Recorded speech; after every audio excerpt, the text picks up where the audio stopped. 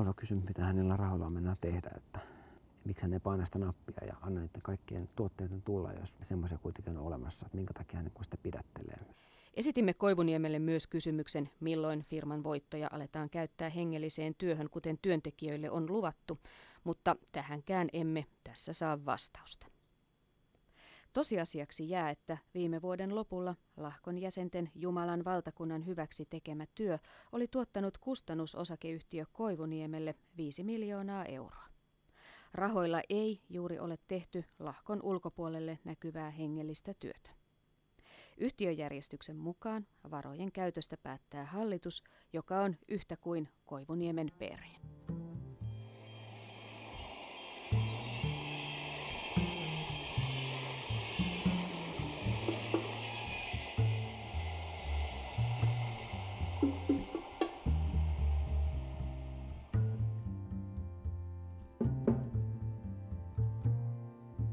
Lahkon tulevaisuutta on vaikea ennustaa. Tietoa sisältä ei saa kuin lähtiöiden kautta. Toisaalta organisaatio on viime vuosina rapautunut. Tärkeitäkin työntekijöitä on lähtenyt firmasta ja Lahkosta. Toisaalta Lahkossa kasvaa uusi voimavara. Mukana on vielä hiukan alle 100 lasta, jotka kasvatetaan ja koulutetaan tiukasti yhteisön sisälle. Jos ajatteli laittaa lapsensa niin kuin julkiseen kouluun, niin se katsottiin niskuroinniksi ja eroilmoitukseksi. Siinä on selkeät niin kuin vahvuudet ja vanhemmat satsaa siellä todella paljon työtä. Monet äidit tekee sitä niin kuin työkseen ja siellä on korkeasti koulutettuja ihmisiä opettamassa ja sille, että niillä erikoistumisauleilla on saavuttanut hyviä tuloksia. Ja, että siellä on sellaiset tietyt linjaukset, että esimerkiksi että kaikille tulee pitkä matematiikka ja niin edelleen. Että kyllä se on tehokkaasti järjestetty kuvio. Niin. Suomessa on oppivelvollisuus, mutta ei koulupakkoa. Vanhemmat voivat halutessaan opettaa lapsensa kotona. Ilmoitus kunnan opetusviranomaisille riittää. Espoossa kotikoululaisia on parisenkymmentä. Kirkkonummella, jossa Lahkon lapsia myös asuu, ei haluta kertoa lasten määrää. Kotikoululaisten oppimistulokset ovat kuitenkin kuulemma olleet hyviä, kun niitä on kerran vuodessa koulussa mitattu. Heistä pyritään kovasti leipomaan tällaista uutta sukupolvea ja meilläkin puhuttiin sitä, että lapset on ne, jotka kantaa sen niin kuin isomman hedelmän ja me niin kuin rakennetaan sitä perustusta.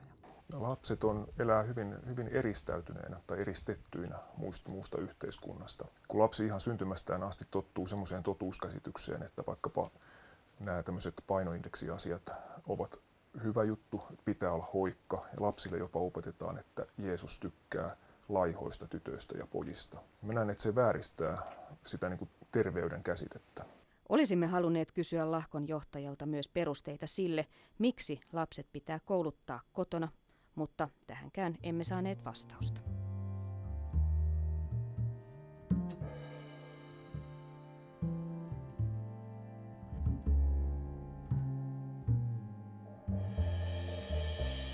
Läski lähtee seurakunnasta tavalla tai toisella. Näin uhkasi Lahkon johtaja opetuksessaan jo kesällä pari vuotta sitten. Pekka oli alkanut kuntoilla, lihasmassa oli lisääntynyt ja määrätyn painoindeksin saavuttaminen alkoi näyttää yhä mahdottomammalta.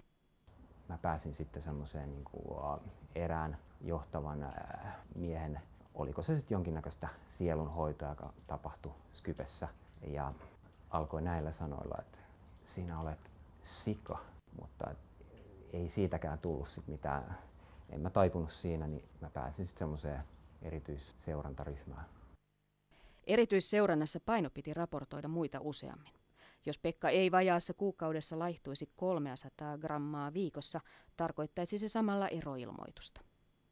Kriittiset grammat eivät lähteneet ja melkein tasan vuosi sitten Pekka, Pekan vaimo ja lapset joutuivat eroamaan yhteisöstä. Se oli kyllä isompi isku, mitä mä olisin osannut kuvitella, koska varsinkin kuin vaimolle, koska vaimo oli satsannut ihan kaikki siihen yhteyteen. Hänellä ei ollut juuri yhtään sen yhteyden ulkopuolisia ystäviä. Ja koska ne katkes lähestulkoon kaikki, se oli tosi tiukka paikka.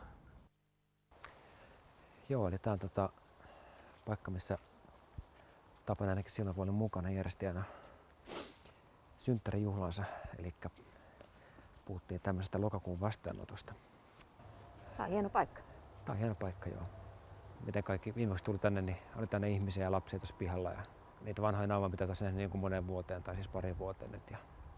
Myös Antin lähtö Lahkosta 2 vuotta sitten oli dramaattinen.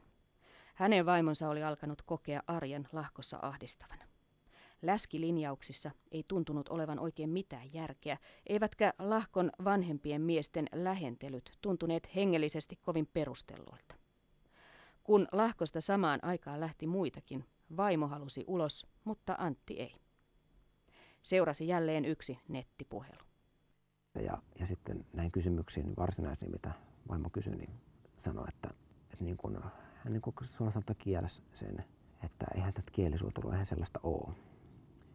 Tämä oli hänen kommenttinsa. Ja tämä oli itselle semmoinen merkittävä siinä mielessä, että ehkä semmoinen voisi kuvata, että joku olisi napsauttanut nukkuvan niin kuin ihmisen korvajuuressa niin kuin sormia. Että mitä hän oikein puhuu, että hän ei pidä ollenkaan paikkansa. Että mä oon nähnyt, että ihmiset tekee varsinkin näissä Tapanin synttärijuhlissa sellaista ja sitten kovistelemaan sen takia, että sanoo tämän niin kuin hyvin niin kuin tavallaan niin kuin jyrkänteen reunalla ja että jos lähden pois, niin nyt mä olen vielä hänen voitelunsa alla, mutta lähden pois, niin ei mitään estettä riivaajille ja sudet tulee ja vie.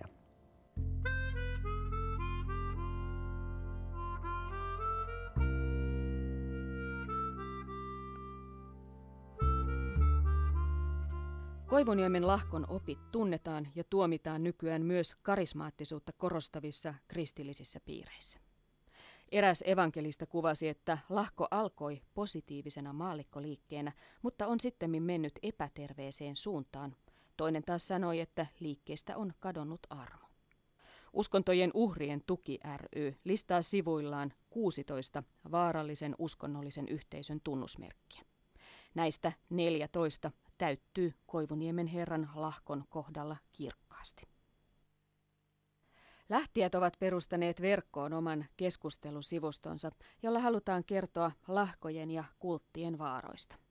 Monen kohdalla myös Lahkossa syntyneet ystävyyssuhteet ovat ulkopuolella uudestaan elpyneet. Silti toipuminen voi olla hidasta. Tietysti jos on ollut tosi sitoutunut siihen hommaan, niin se lähtö voi olla todella rankka.